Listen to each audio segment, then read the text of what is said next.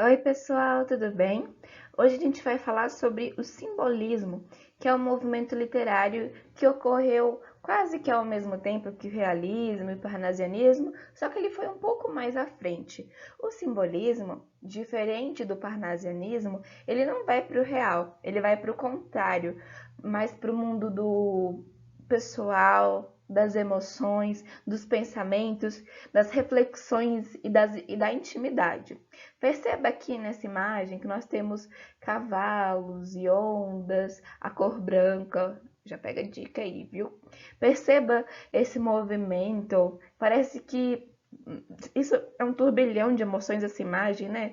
Claro que cada um tem a sua interpretação, mas eu trago essa imagem comparando ao simbolismo como se fosse emoções, pensamentos, que apesar desses cavalos estarem aqui juntos, cada um tá meio que numa vibe, numa perspectiva, tá sentindo esse clima meio.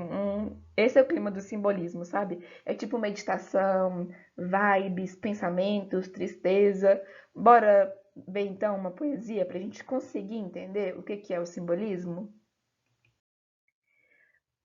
A poesia de hoje será Silêncios, é o título dela, escrita pelo Cruz e Souza. Lembrando que Cruz e Souza é o nome do autor, beleza? O título do poema é Silêncios. Eu coloquei aqui essas palavras em amarelo porque eu acredito que vocês não saibam a definição e eu vou explicar durante a leitura do poema. Bora lá? Silêncios, largos silêncios interpretativos. Essa poesia eu quero que vocês a leiam num tom de. Como se fosse uma reflexão, sabe? Aquele momento que você só quer ficar na sua, pensando na sua vida. Esse poema e os poemas simbolistas, de forma geral, estão nessa vibe, bem reflexiva. Bora voltar para a leitura. Largos silêncios interpretativos, adoçados por funda nostalgia. Nostalgia significa saudade do passado.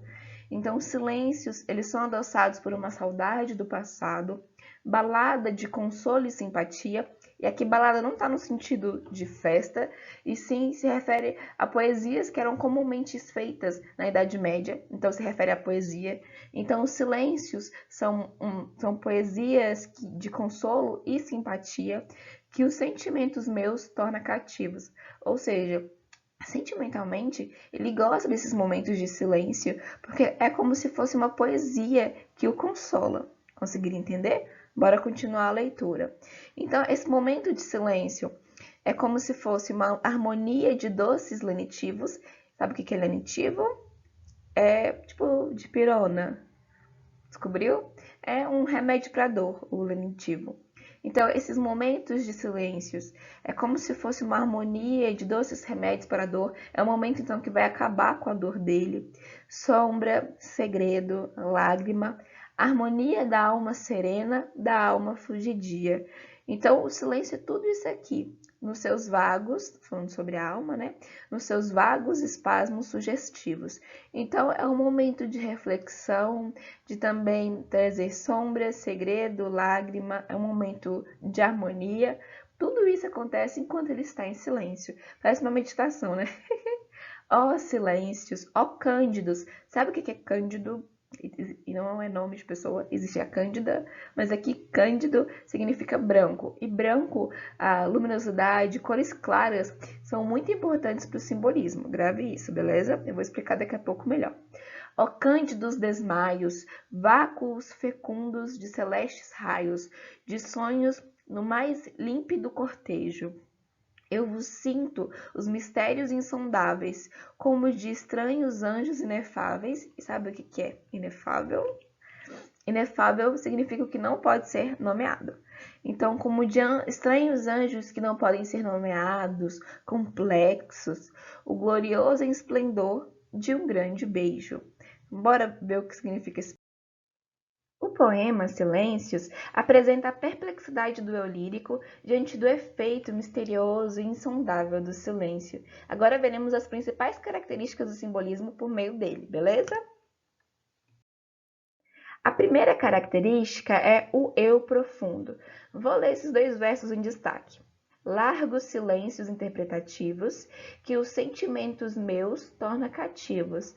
Então ele está falando aqui que os sentimentos dele é como se prendessem, captassem esses silêncios interpretativos. Vocês sentem esse clima de reflexão, de ficar pensando em si e nas coisas da vida? Os simbolistas gostavam de realizar um mergulho no subconsciente em busca da verdade, das respostas às questões existenciais. Então, por isso que esse eu profundo, essa análise de si e análise também de questões existenciais.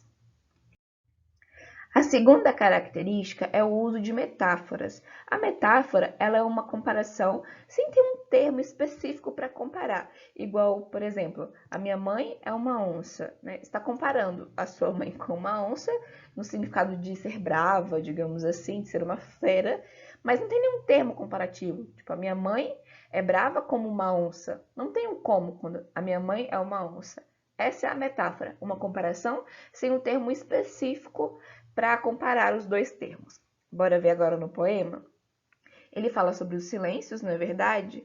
E compara, só que sem nenhum termo, por isso que é uma metáfora, os silêncios com uma balada, com uma poesia, lembra que eu expliquei? Com uma poesia de consolo e simpatia. Então, os silêncios para o poeta, para o eu lírico, é uma balada de consolo e simpatia. Essa é a segunda característica das poesias simbolistas. Bora ver a terceira? A terceira é o uso de evocações. Evocar significa recordar. E aqui nós temos na primeira estrofe a palavra nostalgia, que os silêncios do eu lírico eram adoçados por funda nostalgia, por funda lembrança, saudade do passado. Essas recordações são bastante comuns no realismo. No simbolismo, desculpa, simbolismo, tá? As emoções eram expressas com o uso constante das evocações, como eu já falei, e das metáforas, que nós acabamos de ver, voltando-se para o próprio eu e buscando se desapegar da realidade objetiva. Então, perceberam a diferença do realismo? O realismo queria falar sobre a realidade, e já que não, vamos desapegar, vamos desprender, vamos voltar para o eu, para o passado, vamos utilizar metáforas. Agora, quarta característica, que é cores claras. Aí você pensa, como assim, professora? Não era literatura? Agora virou artes? Eles não vão, né, pintar os poemas, mas eles vão colocar palavras que lembram ou significam cores claras, igual aqui, nesse termo cândidos e cândidos, significa brancos ou branco. Conseguiram entender? Essas referências ao uso das cores claras é constante no simbolismo e elas estão aí para representar o profundo, o vago e o místico. Cruz de Souza, falando nele, né, que é autor desse poema, ele gosta muito de usar as cores claras. A quinta característica, maiúsculas alegorizantes. O que é isso, vocês pensam, né? É colocar letra maiúscula em palavras que não deveriam estar assim. Por exemplo, silêncios é um substantivo comum, não é verdade? Só que as iniciais maiúsculas eram colocadas em substantivos comuns, igual silêncios, no interior dos versos, realçando a importância dessas palavras.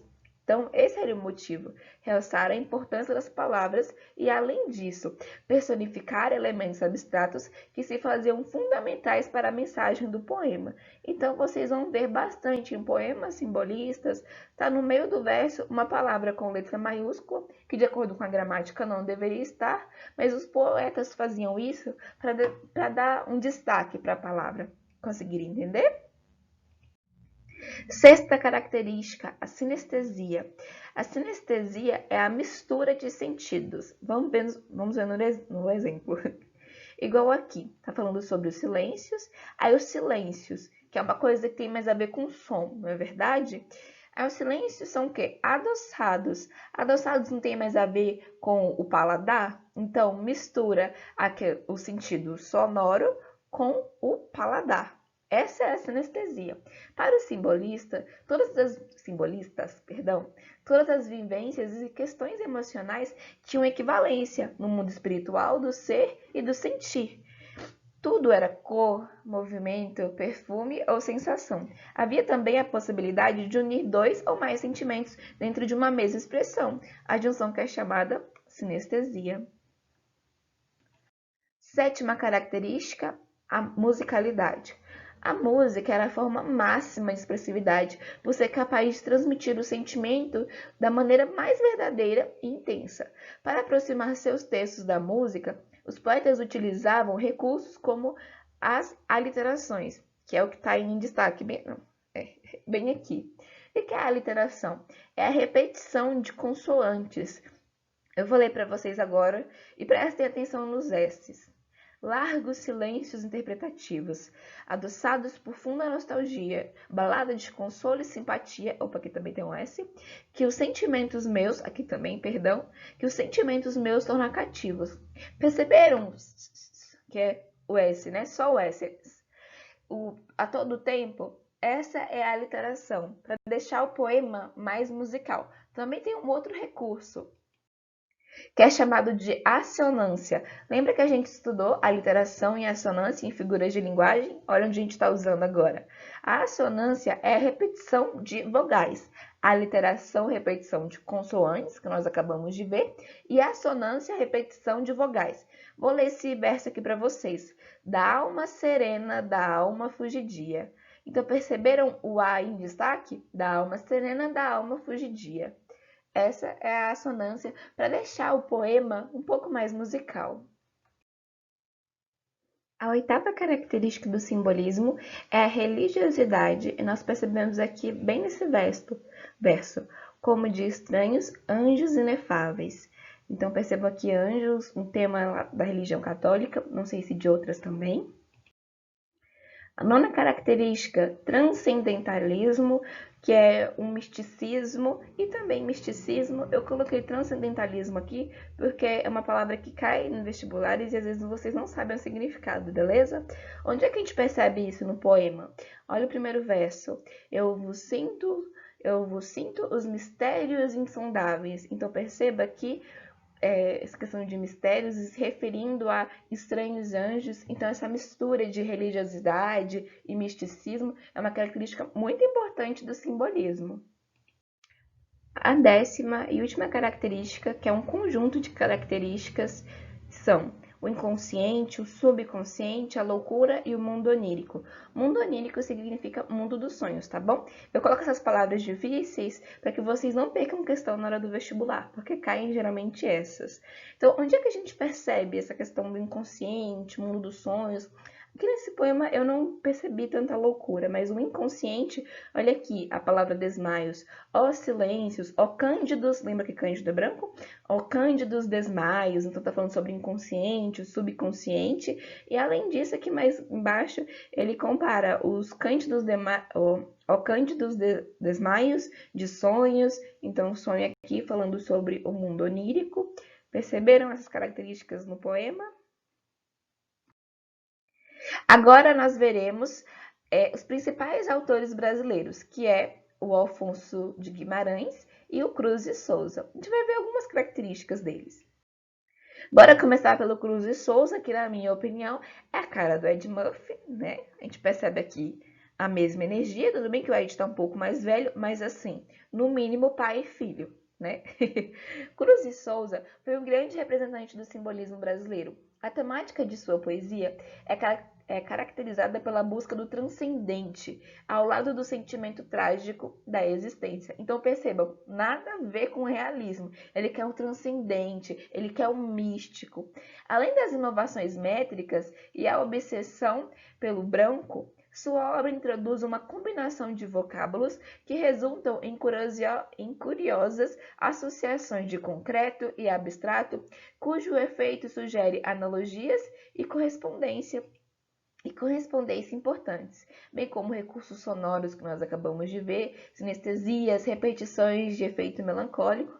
Ademais, numa sociedade que tinha como elite intelectual homens brancos e ricos, o Cruz de Souza padeceu de diversas formas de pressão social e preconceito por conta da sua cor.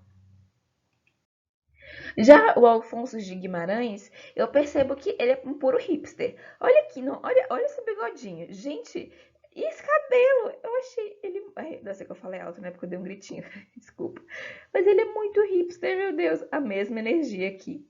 E o Alfonso, ele foi um dos poetas mais místicos do movimento simbolista, dada sua ênfase na religiosidade. Seus poemas são compostos esteticamente tanto de redondilhas medievais, que é poemas com 5 ou 7 sílabas, como de versos decassílabos, que são poemas com 10 sílabas, sendo essas formas poéticas empregadas de modo a submergir o leitor em um mundo de ilusão e misticismo. Então é isso, pessoal. Obrigada por assistir. Beijo.